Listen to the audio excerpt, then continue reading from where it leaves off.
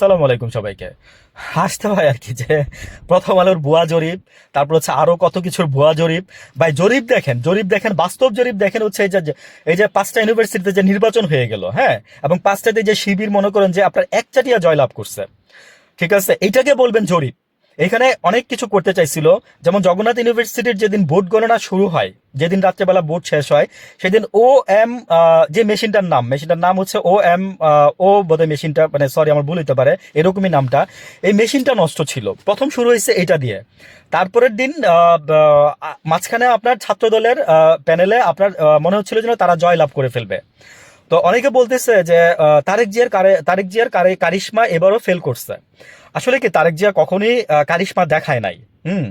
তারেক জিয়া আমি বললাম না যে তারেক জিয়ার কোনো দোষ নাই, তারেক জিয়ার শুধু একটাই দোষ।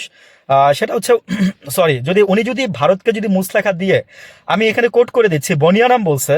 হ্যাঁ, আমাদের বনিয়ানামকে অনেকে চিনেন, না চিনলে চিনে নিয়েন, বা আমাকে কোয়েশ্চেন করেন কোন আনাম, আমি বলে দিব যে আচ্ছা বলে দে, ধারাভাষ্যজিত ফুটবল খেলোয়াড় বনিয়ানাম। উনি এখন হয়তো বা সবাই চিনে গেছেন। উনি বলছে যে এক মুসলেখা দিয়ে তারেক তারেক বাংলাদেশ থেকে গেছে, আরেক মুসলেখা দিয়ে বাংলাদেশে ঢুকছে। কাকে মুসলেখা দিচ্ছে জানেন?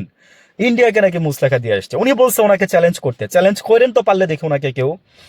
আমি ওনার কথার কোট করে বললাম, পারলে বনিয়ানামকে চ্যালেঞ্জ করে দিয়েন, ঠিক আছে। আর 3 শর্ত যে দিচ্ছে, হ্যাঁ, মানে ওনার ওনার কথার কোট করে আমি বলছি যে 3 শর্তের এক শর্ত হচ্ছে এই যে আপনার আহ, তারেক জিয়া যদি ক্ষমতায় আসে, বিএনপি যদি ক্ষমতায় আসে, তাহলে আওয়ামী লীগকে 3 বছরের মধ্যে তাদের নিষেধাজ্ঞা তুলে দিতে হবে।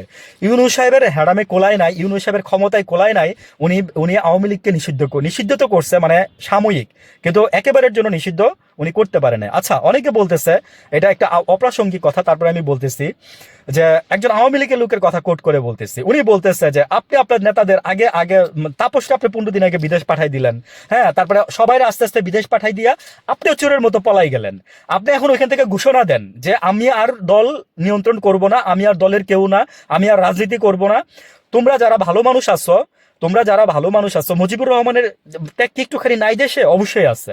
ভাই আমি বলছি না যে আমি আমি আমার আমার আমার পক্ষে পক্ষে আমার আমার কেউ না, আমার বিপক্ষ আমার কেউ লাগবে না। আমি শুধু ন্যায়টার জন্য থাকবো, আমি গরিব মানুষের জন্য থাকবো, যারা সুবিধা বঞ্চিত। তারা বলছিল ভুয়া জরিপের দিকে না তাকায়া জাস্ট বাস্তব জরিপগুলোর দিকে তাকান, ঠিক আছে। এখনো সময় আছে, যদি তারেক জিয়া পারেন, হ্যাঁ, দলটারে মানে দল আসলে আর নির্বাচন আর আছে মাত্র 1 মাস, পরে করে আর 1 মাস। আজকের দিনটা চলে গেলে, আজকে রাতটা চলে গেলে, আর আছে নির্বাচনের 1 মাস, জাস্ট 1 মাস। 21 তারিখ থেকে নির্বাচনী প্রচারণা শুরু হবে। দেখেন ভালো কিছু করতে পারেন কিনা। আমি আপনাদের জন্য শুভকামনা আমার রইলো, ভালো থাকবেন।